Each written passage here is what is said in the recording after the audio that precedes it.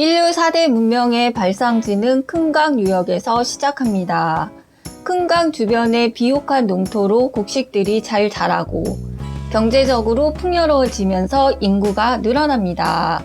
작은 마을은 도시국가로 발전하고 통치자도 등장합니다. 늘어난 인구를 효율적으로 관리하기 위해 문자가 생겨나고 관료 제도가 발달하기도 합니다. 인류 4대 문명에서 발견된 문자 가운데 현재까지도 사용되고 있는 문자는 한자로 발견된 각골 문자가 유일합니다. 메소포타미아와 이집트에서 처음 문자가 발견되었을 때 사람들은 그 의미를 알 수 없었습니다. 메소포타미아 문자는 베이스튼 비문을 해석한 헨리 롤린슨이 해독의 길을 열었습니다. 이집트 문자의 해독의 열쇠는 로제타석의 비문을 해석한 샹폴리옹이 제공했습니다. 4대 문명 중 인더스 문자는 아직도 해독되지 못하고 있습니다. 점토판에 새겨진 문자의 기록으로 5천여 년 전 메소포타미아로 시간여행을 떠나봅니다. 유프라테스 강과 티그리스 강을 중심으로 수만 명의 사람들이 모여 살았습니다. 이 사람들은 물품을 거래하거나 농산물을 세금으로 거두기 위해 문자를 사용하기 시작했습니다. 5천여 년 전 후심의 거래 장부. 이 점토판은 통치자의 업무를 대행하는 도시국가 관리자가 양조업자 쿠심에게 빌려준 메가와 보리의 양을 표시하고 있는 것으로 추측합니다.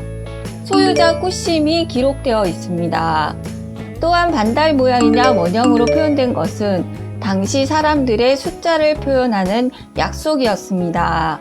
이 점토판은 현대사회로 얘기하면 물품 거래 장부라고 할 수 있습니다. 숫자, 그리고 구구단을 외우다. 작은 점토판에 5단 곱셈표가 새겨져 있습니다.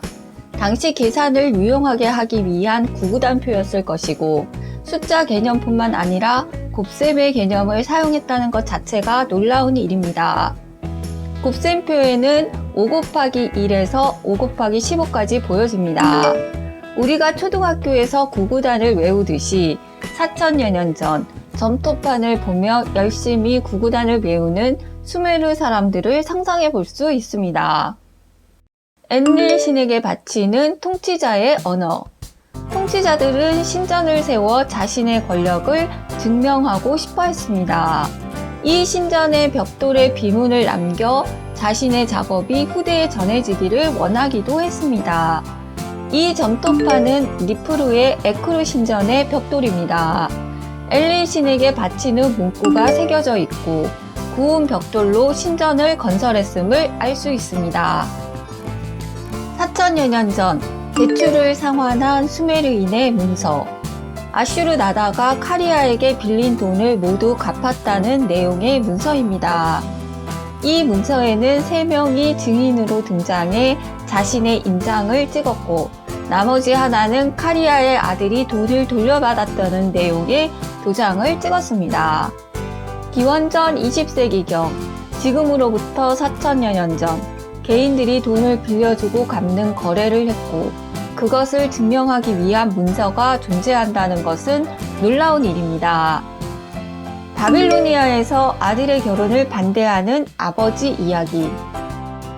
이 점토판에는 아이가 있는 여성과 재혼하려는 아들과 자신의 재산을 아들에게 상속할 수 없다는 아버지의 대화가 기록되어 있습니다.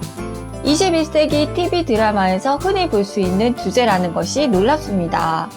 지금으로부터 2500년 전에도 한 여성을 너무도 사랑했던 로맨티스트가 존재했고 아들의 결혼을 반대하며 남의 자식이 우리 가문의 재산을 가져가게 할 수는 없다 라고 협박하던 아버지가 있었다는 것은 무척 흥미롭습니다.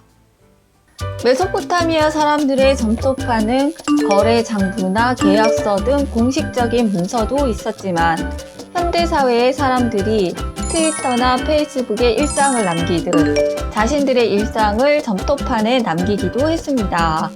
문자를 기록하면서 개념화할 줄 알았고 추상적인 생각을 기록으로 구체화할 수 있었던 기록의 진심이었던 메소포타미아인들의 이야기였습니다.